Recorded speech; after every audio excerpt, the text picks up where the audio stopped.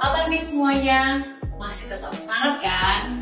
Harus dong, karena di sini kita akan seru-seruan bareng. Dan hari ini akan ada Kak Noni yang akan sharing firman Tuhan untuk kita semua. Gak sabar kan? Nah, kalau gitu sebelum kita mulai ibadah kita hari ini, mari kita bersatu di dalam doa. Bapak yang baik, terima kasih Engkau telah mempertemukan kami kembali hari ini di Waleti Hangout. Saat ini kami ingin mendengarkan firman-Mu. Siapkan hati kami, urapi setiap kami, biar setiap firman yang kami terima hari ini boleh berakar, tumbuh, dan berbuah di dalam kehidupan kami. Berbicaralah ya Tuhan, kami siap untuk mendengarkan firman-Mu. Di dalam nama Tuhan Yesus, kami berdoa dan mengucap syukur. Amin. Selamat beribadah. Shalom 180 Teen. Saya percaya hari ini setiap daripada kita bersuka cita, amin. Yuk kita mau sama-sama memuji nyembah Tuhan.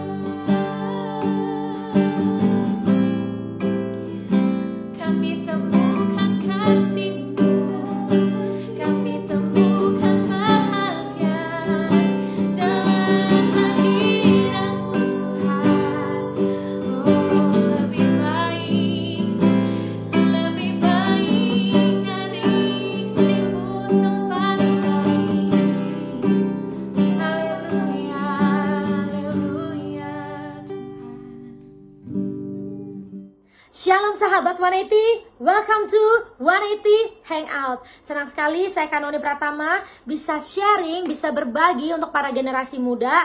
Dan saya percaya generasi muda saat ini akan bangkit menjadi lebih dari pemenang, yang takut akan Tuhan, radikal, dan terus mau belajar dan tenggelam di dalam kebenarannya. Sebelum kita mulai sesi kita hari ini, yuk sama-sama kita satukan hati kita. Bapa, kami mengucap syukur untuk kebaikan-Mu dan kasih setia-Mu yang melimpah di dalam setiap kehidupan kami. Roh Kudus, Engkau bergeraklah sebebas-bebasnya. Engkau buka hati, jiwa, roh kami untuk bisa menangkap dan selaras dengan apa yang ingin Engkau sampaikan. Sekali lagi Tuhan, kami siap mendengarkan. Hanya di dalam nama Tuhan Yesus kami berdoa dan mengucap syukur. Yang sama-sama percaya katakan, amin. Ya, semangat semuanya para generasi muda. Hari ini saya akan sharing dengan tema Know God, Know Yourself. Yuk sama-sama kita buka di kitab Matius pasal yang ke-6 ayat yang ke-33. Tetapi carilah dahulu kerajaan Allah dan kebenarannya, maka semuanya itu akan ditambahkan kepadamu. Nah, waktu saya doa, saya tanya Tuhan, saya mau sharing apa ya untuk para generasi muda ini? Saya diingatkan kembali dengan kitab Matius pasal 6 ayat yang ke-33 ini, ya kan? Soalnya memang kita sering dengar ayat ini dan mungkin ya udah biasa aja. Tetapi sebenarnya saya diingatkan kembali ketika saya membaca ulang, ya kan, saya meresapi ayat ini tuh dalam banget. Ayat ini berbicara tentang relationship kita bersama Tuhan. Sejak semula manusia diciptakan, Tuhan mau membangun hubungan relationship dengan manusia. Makanya manusia bukan diciptakan sebagai robot yang diperintah jalan cuma satu arah. Tetapi Tuhan menciptakan manusia itu ada purpose, karena kita sangat spesial dan Dia mau menjalin hubungan sama kita. Dan Dia mau melihat hati kita yang meresponi Dia, meresponi perjumpaan dengan Dia. Makanya di Yohanes 15 ayat yang ke-16, bukan kita yang mencari Dia, bukan kita yang memilih Dia, tetapi Dia yang memilih setiap kita untuk menjadi apa? Masterpiece manusia spesialnya Tuhan. Oke, mari kita masuk ke poin yang pertama. Tetapi carilah dahulu kerajaan Allah. Kalau kita lihat, tetapi carilah dahulu, itu berbicara tentang apa? Itu berbicara tentang prioritas. Nah, di sini kita bisa lihat, ya kan, langsung. Tetapi carilah dahulu kerajaan Allah. Tuhan ingin agar kita menjadikan Dia prioritas di dalam kehidupan kita, di dalam apapun yang kita kerjakan, dimanapun. Dia ingin kita menjadikan Tuhan otoritas di atas kehidupan kita. Nah, sekarang pertanyaannya, selama ini kerajaan mana yang kita cari? Kerajaan siapa yang kita cari dan jadikan prioritas? Apakah guys itu kerajaan main game? Apakah itu kerajaan kesibukan kita bersama teman-teman kita? Ataukah kerajaan kesibukan walaupun dalam bentuk positif, pelayanan? Yang mana guys? Atau kerajaan yang kita cari adalah kerajaan pribadinya sendiri, kerajaannya? Jadi yang mana? Kerajaan yang mana yang menjadi otoritas di dalam kehidupan kita? Sekali lagi, Tuhan ingin kita menjadikan Dia prioritas nomor satu. Dia ingin kita melibatkan Dia semuanya, bahkan dalam hal-hal kecil, agar Dia ada di dalam kehidupan kita, karena Dia sangat mengasihi setiap kita. Dan poin yang kedua, dan kebenarannya. Oke, jadi yang pertama, tetapi carilah dahulu kerajaan Allah. Sekarang dan kebenarannya. Wah, kalau ngomong kebenarannya ini happy banget ya, karena ini seru banget gitu. Nah, kalau misalnya kita lihat nih guys, ada barang KW dan barang original, ya kan. Gimana kita bisa bedain mana yang asli dan mana yang palsu?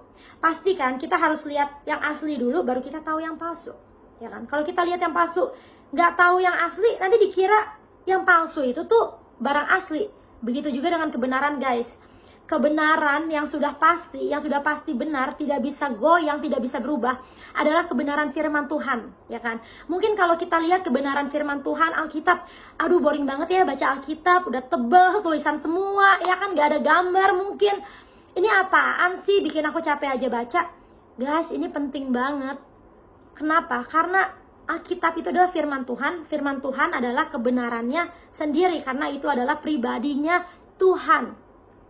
Kalau kita bilang, kita mau menjadi dampak, kita mau menjadi terang, dan kita mau membagikan kebenaran. Tetapi guys, gimana kita bisa membagikan kebenaran itu kalau kita tidak tahu kebenaran yang sesungguhnya? Bisa kacau guys, kalau kita misalnya berpegang kepada kebenaran manusia, kebenaran sosmed ya kan, yang belum pasti, karena hanya kebenaran Tuhan yang sudah pasti. Jadi kalau kita memegang kebenaran yang masih bisa goyang, bisa berubah, terus kita bagikan kepada orang lain, guys, gawat banget, kita bisa menjadi pembagi kebenaran yang salah, ya kan? Karena yang gak bisa salah cuma kebenaran firman Tuhan. Jadi mau gak mau, firman Tuhan adalah pedoman hidup kita. Pedoman dimana kita tahu dan mengenal Tuhan itu lebih lagi. Siapakah gambaran Tuhan yang benar, ya kan? Dan juga seringkali kita tuh kayak begini, Tuhan, kenapa sih Engkau belum menjawab doa-doa saya? Kenapa sih Tuhan, saya mau cari jawaban di mana? Saya bingung nih Tuhan. Padahal guys, jawabannya semua sudah ditulis di firman Tuhan. Bayangin dong, firman Tuhan sudah memberikan jawaban-jawaban, bahkan apa yang Tuhan ingin sampaikan di dalam kita. Cumanya kita tuh kadang taruh Alkitab itu ibarat taruh di museum ya, dimuseumkan ya. Jadi cuma ditaruh di mana, diletakin di meja, di lemari, mungkin di laci, terus nggak dibaca. Ya udah, apa jadi pajangan doang ya kan, kayak di museum. Kalau kita misalnya nggak baca, gimana kita tahu Tuhan ngomong? Sedangkan apa? Kebenaran perkataan firman Tuhan, itu kita harus baca lewat firman Tuhan di dalam Bible itu. No choice guys, itu bukan novel, bukan buku dongeng. Kalau kita misalnya membaca firman Tuhan, kebenaran yang original itu, kalau ada yang mau tipu-tipu ya kan, kalau sekarang kan musimnya di TikTok, selamat pagi dunia tipu-tipu ya. Kita bisa bilang, sorry saya nggak tertipu, saya tahu Bapak saya tuh siapa, saya tahu siapa Tuhan yang ada di dalam saya tidak tertipu dengan apapun juga. Dan kebenaran firman Tuhan yang akan menentukan kepenuhan di dalam kita, ya kan. Ketika kita tahu dan mengenal firman Tuhan, lebih lagi mengenal pribadinya, apapun yang terjadi di luar sana tidak akan mempengaruhi apa yang ada di dalam kita. Tetapi apa yang ada di dalam kita, setelah kita tahu kebenaran firman Tuhan, itu yang akan mempengaruhi faktor-faktor di luar kita. Jadi inside, outside, inside, outside. Nggak ada outside, inside, outside, inside. Tidak ada, nggak bisa guys. Ketika kita mengenal kebenaran firman Tuhan dan kita tahu yang original, Tuhan yang ada di dalam kita adalah Tuhan yang besar. Apapun situasi di luar sana, mungkin masalah-masalah, mungkin badai ombak yang ada, guys, itu tidak akan mempengaruhi apa yang ada di dalam kita guys. Karena kita tahu siapa gambaran Bapa kita tuh yang benar. Jadi kebenarannya itu paling penting. Mulai sekarang, baca firman Tuhan, jangan seperti baca novel atau baca cerita gitu kan, tapi benar-benar minta Tuhan untuk menyingkapkan apa yang ingin Dia sampaikan. Pasti Tuhan akan bukakan ketika kita memiliki hati yang haus dan lapar. Pertanyaannya itu adalah sekarang, apakah kita selama ini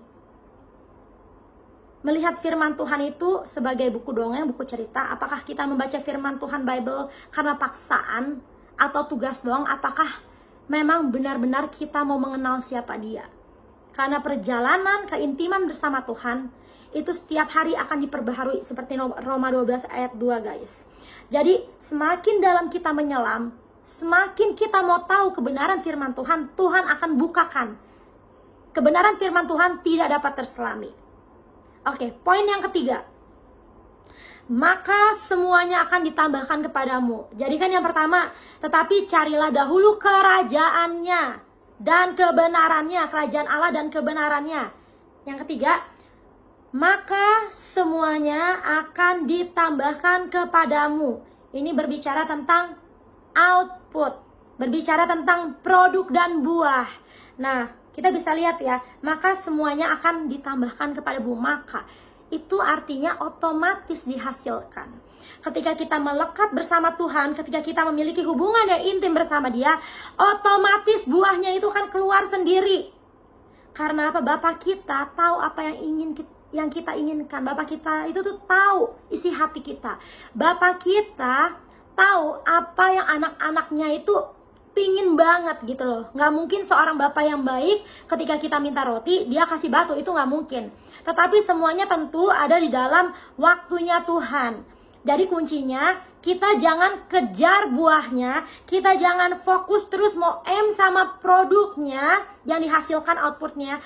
Tetapi yang kita kejar adalah sumbernya, sang sumber yang memberi dan menghasilkan buah, ya kan? Sang sumber yang menjadi sumber dari segalanya. Siapakah itu? Tuhan kita, kerajaannya. Jadi it's so simple. Kita cuma mencari dia, tenggelam di dalam kebenarannya. Setelah itu kita tahu isi hati dan pikiran dia, kita melekat sama dia. Karena apa? Terlebih dahulu dia mengasihi setiap kita. Jadi otomatis ketika bapak kita itu bapak yang baik, tahu anaknya mau apa, dia pasti mendengarkan apa yang kita inginkan. Dan bapak kita itu bukan bapak yang jahat. Sekali lagi ya kan, ada lagi ayat ketika kita minta roti tidak dikasih batu, apalagi ya kan kita dikasih ular apa kalajengking, itu tuh nggak mungkin banget, karena bapak kita tidak seperti itu. Seringkali tuh guys, kita tuh mengkotakkan Tuhan. Kita taruh Tuhan itu di dalam box, ya kan? Box 1 jam, box 2 jam, box 3 jam, ya kan? Tanpa kita sadari, ya udahlah Tuhan, ya kan, aku cuma mau bersama Engkau satu jam saja, 2 jam saja, 3 jam saja. Guys, Tuhan mau kita mempunyai hubungan dengan dia itu 24 jam, dimanapun, kapanpun. Dan yang menjadi box adalah juga bisa pikiran kita, cara pandang kita. Kalau kita taruh Tuhan di dalam box, ya kan, gimana kita bisa melihat Bapa kita, Tuhan kita itu menjadi Tuhan yang besar, Tuhan yang bisa melakukan segala sesuatu. Gimana? Karena kita boxin dia gitu. Jadi kita mempunyai akses langsung, hubungan 24 jam bersama dia. Cara pandang kita melihat dia itu mempengaruhi cara pandang kita melihat diri kita sendiri dan cara pandang kita melihat orang lain. Kalau saja kita salah melihat dia, otomatis kita salah melihat diri kita dan kita melihat orang lain. Jadi pandangan kita itu harus benar. Ya kan, ada kalimat we become what we behold. Kita menjadi seperti apa yang kita pandang. Jadi kebenaran menentukan siapa gambaran Tuhan kita, siapa gambaran Bapa kita. Guys, jangan salah pandang, nanti jadinya dunia halu.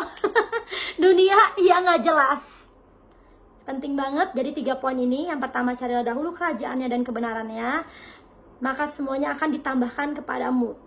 Contohnya adalah tetap Daud. Daud itu benar-benar karakter yang wow banget deh di dalam Alkitab. Contohnya guys, Daud melawan Goliat. Secara sudut pandang manusia kan dia kecil, ya kan? Cuma batu dan ketapel. Sedangkan Goliat, wow, gede banget, pakai baju perang, banyak senjata. Guys, bener nggak sih secara logika manusia aja nih? Saul menggunakan kacamata manusia, bukan kacamata realitanya Tuhan.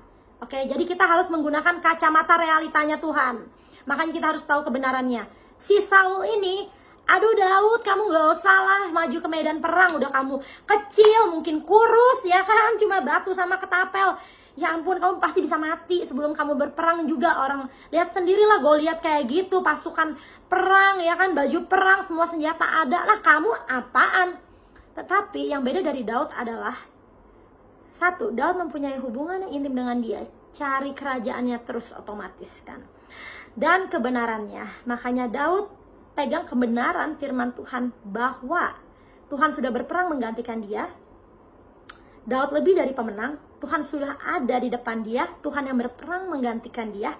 Akhirnya apa? Dia maju membawa nama si sumber kemenangan itu, yaitu nama Tuhan, ya kan, dengan batu dan ketapel. Dan dia juga mengingat kebaikan Tuhan, melewati hubungan yang intim dengan dia, journey-nya dia. Tuhan yang sudah bisa membuat Daud melawan beruang. Ya, Goliat juga pasti bisa. Dan akhirnya benar, Daud menang. Makanya Daud itu namanya a man after God's own heart. Kekasihnya Tuhan. Tuhan sangat mengasihi dia karena Daud mempunyai hati yang memprioritaskan Tuhan di dalam segalanya, ya kan? Di dalam apapun Daud mau curcol juga carinya Tuhan. Daud ada masalah, carinya Tuhan. Daud nggak nonton sosmed guys. Daud tuh nggak ngelihat berita-berita yang nggak jelas di luar sana, ya kan, yang bikin dia galau, yang bikin dia khawatir, takut. Tetapi apa? Ada masalah dikit cari Tuhan, ada masalah dikit sedih cari Tuhan, kesel cari Tuhan. Lama-lama Tuhan seperti Bapa yang baik menuntun jalan Daud dan kasih tahu, bukain kebenaran-kebenarannya. Dia tidak mendengarkan Saul, tapi dia lebih memprioritaskan Tuhan di atas segala sesuatu. Dan hasilnya menang. Guys, kita generasi muda saat ini, mari sama-sama kita semangat. Kita tenggelam di dalam kebenaran firman Tuhan. Kenalilah guys, siapa Bapa kita yang ada di dalam kita. Karena itu mengubah perspektif kita guys untuk melihat segala sesuatu. Mungkin sekarang kita nggak ngerti, tetapi yang dibutuhkan cuma hati kita yang mau, desire yang mau. Desire yang haus dan lapar, mau mengenal dia lebih lagi. Pasti Bapak kita tuh senang banget karena dia melihat respon hati kita yang mencari dia. Maka semuanya akan ditambahkan kepadamu. Jangan sampai kebalik guys, kita menjadi orang Kristen ya kan, ayat ini dibalik. Oke, semuanya akan ditambahkan kepadaku, baru aku mencari kerajaan Allah dan kebenarannya. Guys, itu bedanya apa guys sama orang yang gak percaya sama Tuhan, gak percaya sama Yesus ya, yang pergi ya kan ke dukun ya kan, bawa sesajen. Oke, saya mau ini deh, tolong dikabulin ya, saya baru kasih sesajen. Enggak guys, Tuhan gak memperlakukan kita seperti itu.